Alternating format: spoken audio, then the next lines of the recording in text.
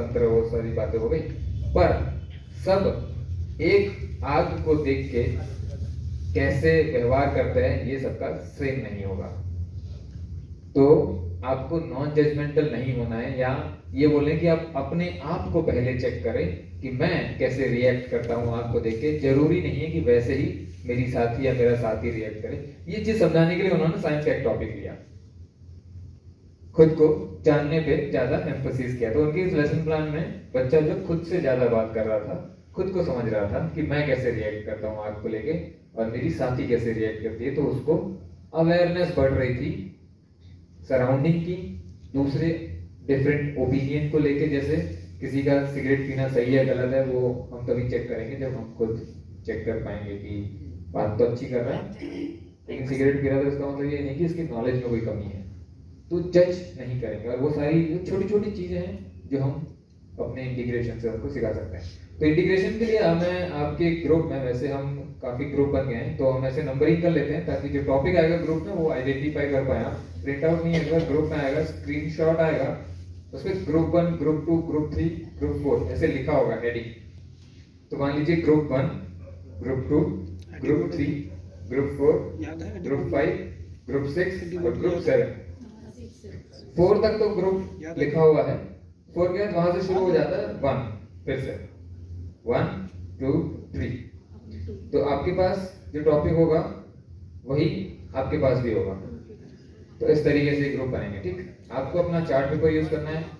आप जब इंटीग्रेशन कर रहे होंगे तो आपने 3 चीजें बिल्कुल प्रॉपर ध्यान रखनी है, वो ये है। और ये हम जब आगे अपने साथियों के साथ करेंगे, आगे कल जब आप टीचर्स के साथ करेंगे तो उनको भी ऐसे इंस्ट्रक्शन देने हैं कि इंटीग्रेशन में 3 सबसे इंपॉर्टेंट चीजें हैं। पहली, clarity of topic and SCL के स्किल, जो तो आपको हम दे रहे हैं अभी ग्रुप में भेज रहे हैं, पर वो कौन से टॉपिक के साथ जाएगी वो आप अपने ग्रुप में उसका अच्छे से विचार विमर्श कर लें। सब्जेक्ट ग्रेड दोनों क्लियरली आइडेंटिफाई होना चाहिए।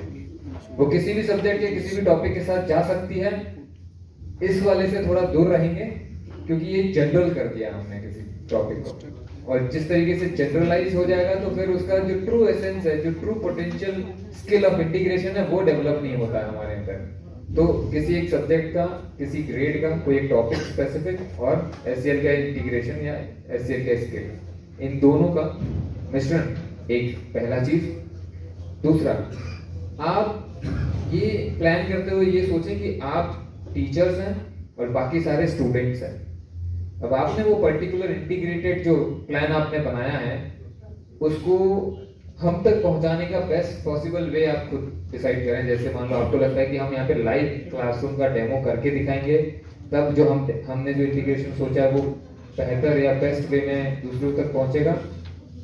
We are open to that, वो स्पेस है। इंटीग्रेशन का कोई भी तरीका, डेमोन्स्ट्रेशन का कोई भी तरीका, प्रेजेंटेशन का कोई भी तरीका आप कर सकते हैं। आपको लगता है कि हमने सिर्फ रूल लिखे हैं और हम एक जन आके यहाँ पे सिर्फ बोलेगा कि मैं टीचर एज ए टीचर अपनी क्लास में जाके ये 4 ऐसे करूंगा तो मेरा बच्चा मैथ के साथ एससीएल भी सीख जाएगा या फिर सेफ स्पेस मैं बनाने में हेल्प कर दूंगा, सफल हो जाऊंगा, वो भी चलेगा। किसी को लगता है कि हम एक कविता लिखें और उस कविता के माध्यम से वो पर्टिकुलर इंटीग्रेशन बच्चों तक लेके जाएं, वो भी अलाउड है। तो एनीथिंग, क्रिएटिविटी स्पेस, जिस तरीके से आप करना चाहते हैं आप कर सकते हैं।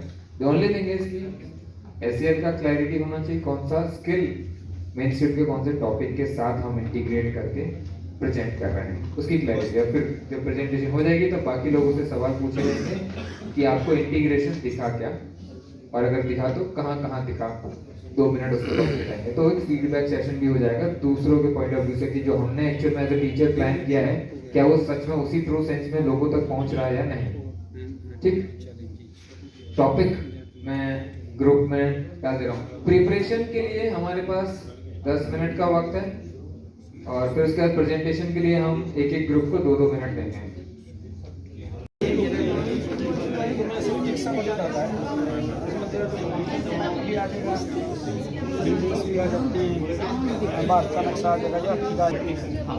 उसके ऊपर 10-10 लाइनें जो है सिंबल वाली बात कर रहे हो, ये हो गया।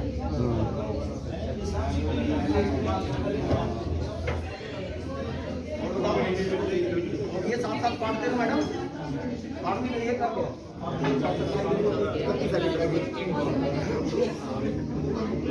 नहीं करना तो चाहिए सर, अपने आप एक्सप्लेन कर मैं कर दूंगा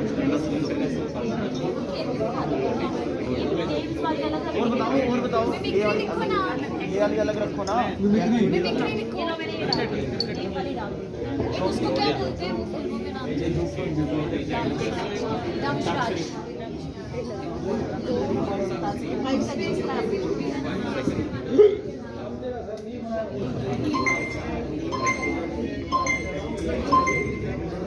नहीं वो लिखो आपने।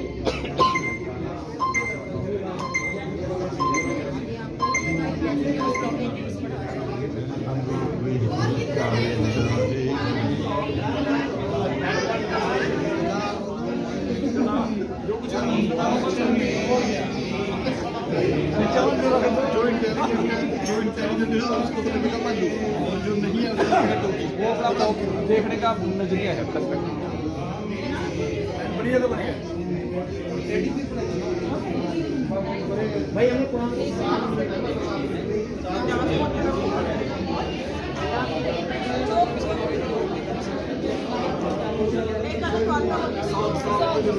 ठीक है, ऐसे सुना सकते हैं।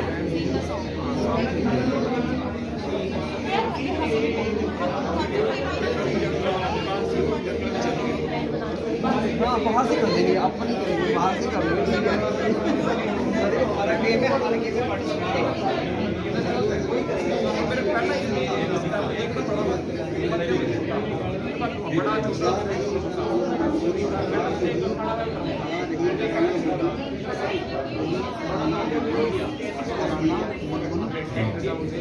राग मगर एक है। राग मगर हाँ बने राग हाँ बने मगर एक है।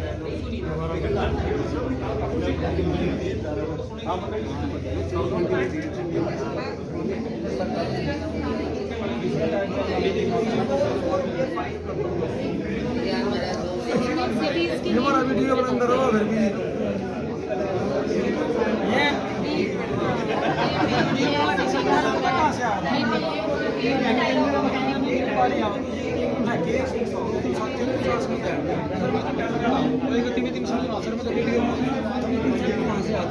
फिर भी कैसी चल रही है तैयारी? गतिविधियों को आयोजित कर सकते हैं। First of all there will be fancy show. तो फैंसी ड्रेस से क्या होगा कि यदि एक ए रिलीजन का बच्चा बी रिलीजन की पोशाक को पहनेगा तो हो सकता है उसके मन के अंदर उसके प्रति कोई विशेष प्रकार के नेगेटिव थॉट्स हों। हम ऐसा मान रहे हैं कि वो खत्म होंगे, मतलब सामाजिक समरसता की भावना हम इसके पीछे देख रहे हैं कि बच्चे के अंदर डेवलप होगी। Second, each and every child will participate. अब किसी भी कल्चर इवेंट्स में सभी बच्चे भाग नहीं लेते हैं, यानी उनका जो स्टेज फोबिया है, एक दूसरे से बातचीत करने का स्किल क्या है, तो वो भी हम कल्चर इवेंट्स के माध्यम से डेवलप कर सकते हैं। कि सपोज करो एक बच्चा स्टेज पे बोल नहीं सकता है, लेकिन वहां कुछ भी शो कर रहे हैं बच्चे, उसको पकड़ सकता है, जस्ट वो एक ऑडियंस के साथ आई कांटेक्ट बना सकता है, कम से कम इतना तो कर सकता है। और नेक्स्ट मुझे ऐसा लगता है कि यदि उसको फिर दोबारा दूसरी या तीसरी बार मौका दे, हो सकता है कि वो ये कहे कि माइक मुझे दो, आप बैनर पकड़िए, ये हम देखें।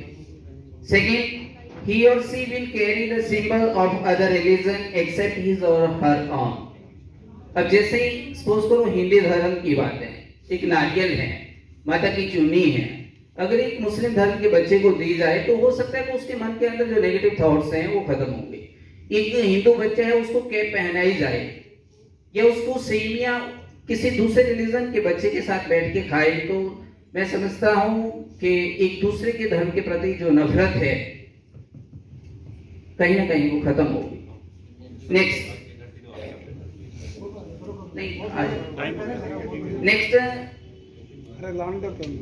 the student carrying the symbol and talk with the good deeds of that religion।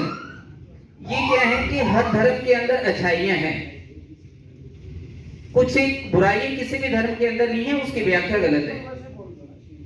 तो जो सपोज करो मैं मोहम्मदन धर्म से हूं, तो मैं मोहम्मदन धर्म की अच्छी बातें बताऊंगा, हो सकता है कि कोई बी धर्म का उस चीज को ना जानता हो। या सपोज करो मैं सिख धर्म से हूं, तो मैं गुरुओं की जो भी उन्होंने समाज की भलाई के लिए कुर्बानियां दी उसके बारे में बताऊं। हो सकते हैं ऐसे बच्चे हैं जिन्होंने सिखों के 10वें गुरु के कुर्बानियों के बारे में ना पढ़ा हो, उसका मैसेज आएगा समाज के अंदर।